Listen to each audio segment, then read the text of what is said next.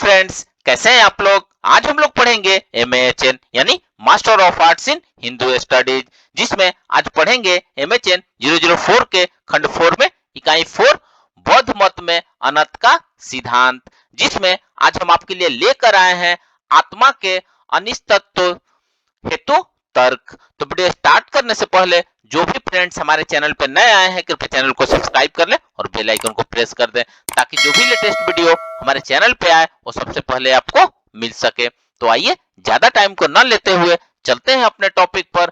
बौद्ध मत में अनंत का सिद्धांत में आत्मा के अंतु तर्क के बारे में पढ़ते हैं। तो आइए वीडियो को स्टार्ट करते हैं। आत्मा के अस्तित्व को स्वीकार या अस्वीकार करने की एक लंबी दार्शनिक परंपरा रही है। उदाहरण के लिए कठोपनिषद में नचिकेता यम से कहते हैं कि आत्मा के अस्तित्व पर संशय है, क्योंकि कुछ लोग कहते हैं कि मृत्यु के उपरांत मनुष्य का अस्तित्व होता है और कुछ लोग कहते हैं कि नहीं होता है। तो वास्तविकता क्या है? इस प्रसंग में प्रेत शब्द का प्रयोग है, जिसका अर्थ मृत्यु के उपरांत मनुष्य का अस्तित्व किया गया है, अर्थात स्थूल शरीर वियोग या मुक्ति के बाद क्या कुछ बचता है। नचिकेता का संशय यही दर्शाता है कि भारतीय संस्कृति में आत्मा का अस्तित्व या अनस्तित्व प्राचीन काल से चर्चा का विषय रहा है।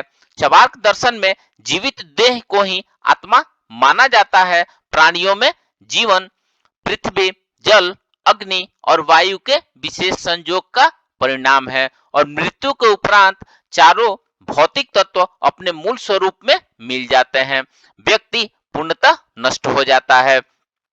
पुनर्जन्म जैसी कोई संभावना नहीं बचती है। बुद्ध ने अपने अनंतता सिद्धांत के द्वारा आत्मा के अनस्तित्व संबंधी चर्चा को एक व्यवस्थित रूप में प्रकट किया है तथा किसी नित्य और अपरिवर्तनशील सत्ता के अभाव में कर्म सिद्धांत और पुनर्जन्म की अवधारणा को स्वीकार किया है।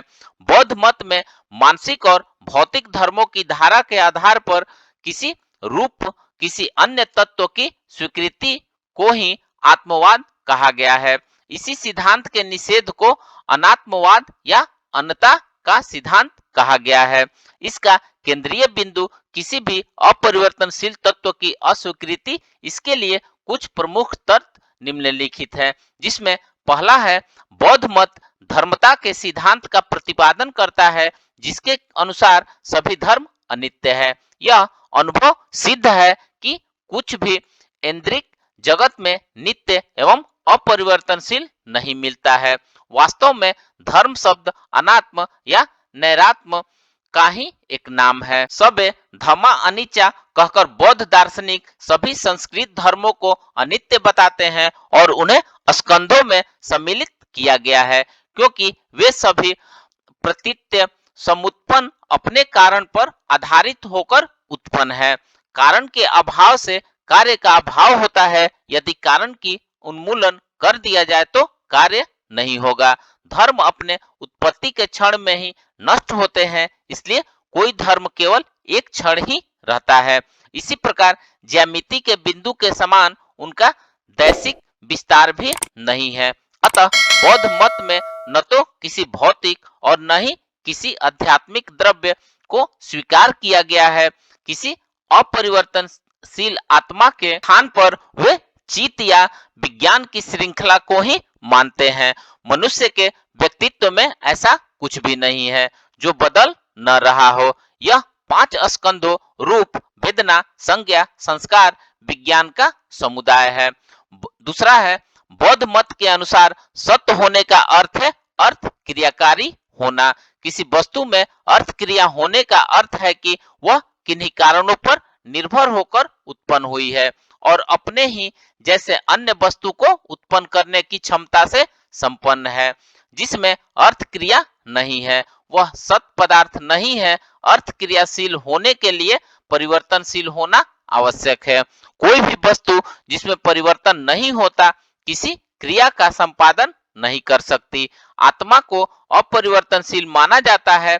अपरिवर्तनशील होने के कारण वह अर्थ क्रियाकारी नहीं होगी और इसी कारण से उसे सत नहीं कहा जा सकता। इसलिए देखते हैं, आत्मवादियों के अनुसार हम एक ही वस्तु का भिन्न इंद्रियों से ज्ञान प्राप्त करते हैं। जैसे जिस घड़े को पहले देखा उसी को अब छूकर भी जान रहा हूँ। ऐसा तभी संभव है जब ज्ञाता भिन्न भिन्न कालों में रहता हुआ एक ही वस्तु को भिन्न भिन्न इंद्रियों से जाने। परंतु बौद्ध दार्शनिक कहते हैं कि इसमें ज्ञाता और वस्तु की भिन्न भिन्न संतान है, उनका कोई अपरिवर्तित अधिष्ठान नहीं है। पूर्व का चित्त क्षण वस्तु का अनुभव करके उत्तरवर्ती चित्त संतान पर अपना संस्कार स्थानांतरित कर देता है। इसी क्रिया से प्रत्यभिज्ञा और स्मृति संभव होती है, न कि किसी नित्य अपरिवर्तनशील आत्मा की अपेक्षा से। एक चित्त क्षण द्वारा अनुभूत वस्तु का स्मरण उसी चित्त संतति में आने वाले परिवर्तित चित्त क्षणों को होता है। इसी प्रकार यह भी ज्ञान होता है कि यह वही देवदत्त है जिसे 10 वर्ष पूर्व मैंने वाराणसी में देखा था। वस्तुओं की संतान परंपरा का कारण कार्य नियम के अंतर्गत है। किसी भी कार्य की उत्पत्ति के कारण ही अपेक्षा पूर्वक है।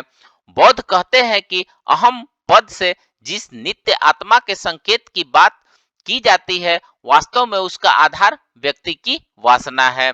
अहम की प्रतीति वासना से जन्य विकल्प के कारण है। बौद्ध त्रिपिटक में सुत्त पिटक के दीघ निकाय ग्रंथ में ब्रह्म जाल सूत में तथागत कहते हैं कि नित्य आत्मा की अवधारणा उन सन्यासियों की कल्पना का परिणाम है जिन्होंने साधना द्वारा चित्त की कुछ निर्मलता प्राप्त कर ली और अपने अनेक पूर्व जन्मों का स्मरण कर पाए, परंतु वे वासना के प्रभाव में अपने चित्त के संस्कारों की सघनता में चित्त की क्षण धर्मिता को नहीं देख पाए और नित्यता का उपदेश करने लगे। वे कहते हैं कि क्षणिकता को देखना आसान नहीं है। आइए 5 नंबर देखते हैं। कर्म सिद्धांत और पुनर्जन्म की व्याख्या के लिए भी बौद्ध विचारक नित्य आत्मा की सत्ता की स्वीकृति को अनावश्यक मानते हैं। फ्रेंड्स, इस प्रकार से आज हमने बौद्ध मत में अनंत का सिद्धांत में आत्मा के अस्तित्व हेतु तर्क के बारे में पढ़ा। तो मिलते हैं एक नए वीडियो के साथ में, तब तक हमारे चैनल पे बने रहिए। धन्यवाद।